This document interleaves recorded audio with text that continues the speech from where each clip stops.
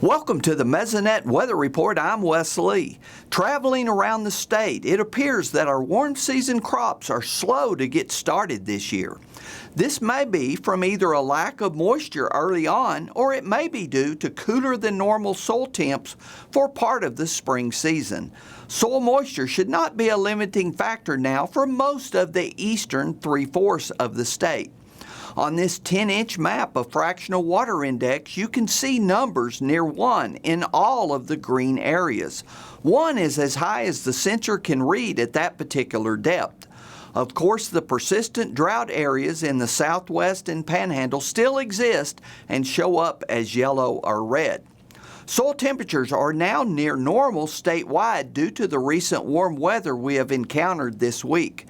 The 3-day average temperature at 4 inches midweek was mostly in the high 60s to low 70s. But as is shown in this smooth data chart for Caddo County, they spent most of March and more than half of April below the long-term average normal for 4 inches. Just as warm season plants are starting to grow well, we may slip back to below normal temperatures next week, according to this forecast map. Now here's Gary with a view of the 30-day rainfall. Thanks, Wes, and good morning, everyone. Well, now that the rainy season is actually here, we get some more movement on the drought monitor map.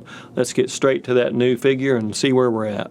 Well, we had a little bit of reduction across central Oklahoma of that D2, D3 down to D1, D2. So we had a 1 category improvement across parts of central Oklahoma where some of those heavier rains fell across the past week. Now we can only consider the rainfall from Tuesday at 7 a.m. to the next Tuesday at 7 a.m. So any rain that's fallen after this Tuesday, we're not really going to consider for this week's drought monitor map. So let's take a look at the last 30 days with that additional rainfall through Tuesday, and we see a much better looking map than what we've seen for months across at least the northwestern 2/3 of the state where rainfall really had gotten scarce. So we have a wide scale, 2 to 3 to 4 inches across much of the state, even as more than 5 inches in some areas, and in some cases approaching 6 inches. And we do see deficits, again, we're in the rainiest part of the year, so even those 3 to 4 inch amounts do produce deficits, and we see that for the last 30 days,